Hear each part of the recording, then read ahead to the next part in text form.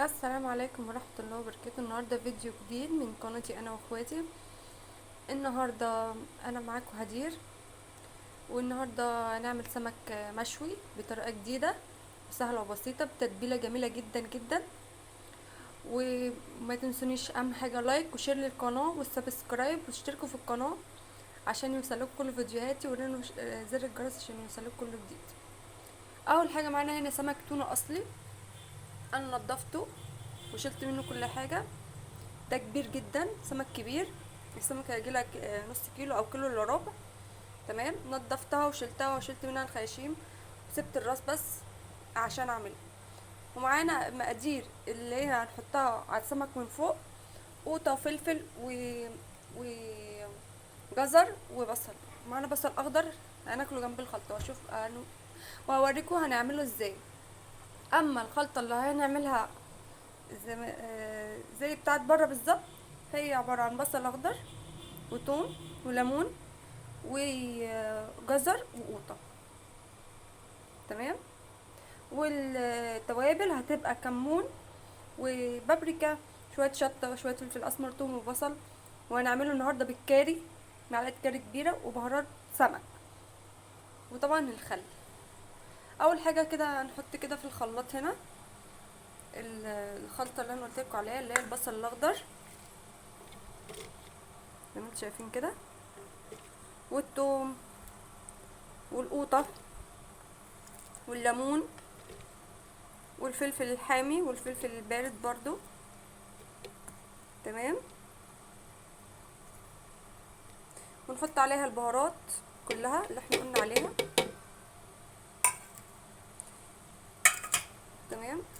ونحط عليها ربع كوبايه خل او 3 معالق خل كبيره. صلاة المغرب الآن. تمام، 3 معالق خل كبيره. ونحط عليها كوبايه ميه كبيره، وناخد ده كله ونضربه وارجع لكم. عملنا الخلطه مع بعض اهي، وده شكلها النهائي. وقطعت القطع طرنشات والفلفل طرنشات. وادي السمك بتاعي هحطه بقى في الرده زي ما انتم شايفين كده، صغيره من فوق ومن تحت.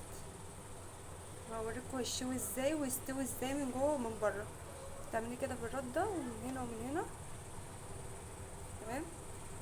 جريل ماشي، حديده ماشي، اي حاجه عندكم ممنوع.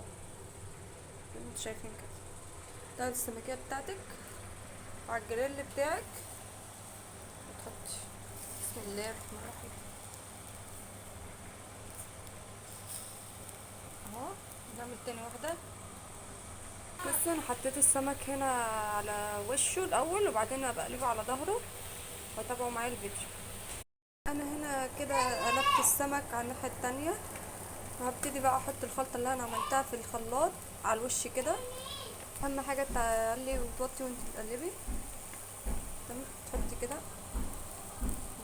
جميله جدا الخلطه دي قوي قوي، وبتدي كده السمك كده نفس، طعم حلو قوي، حاجه كده خيال. كمان بتنشفلكيش السمك بتاعك اللي انتوا شايفين كده اهو. روعة، واو، ريحة جميلة حتى لما بتمسك الجريل بتاعك، حلو قوي. بعد كده بقى 10 دقايق بالظبط وابتدي ان انا اطلعه عشان ما ينشفش. وكده استوى. قعد قد ايه؟ 5 دقايق على الوش ده و5 دقايق على الوش ده، يعني 10 دقايق بالظبط، عشان السمكة مفتوحة نصين. تمام، اوريهولكوا بقى واحنا بناكل. وادي دي الناحية التانية برضو. تمام. وده شكل السمك بعد ما طلع من البتاع. جميل قوي قوي، طعمه حلو قوي قوي. بصوا كمان مستوي من جوه وجوسي. تمام، مش ناشف اهو. حطيت عليه باقي الخلطه، واشوفكم في فيديو جديد. والسلام عليكم ورحمه الله وبركاته.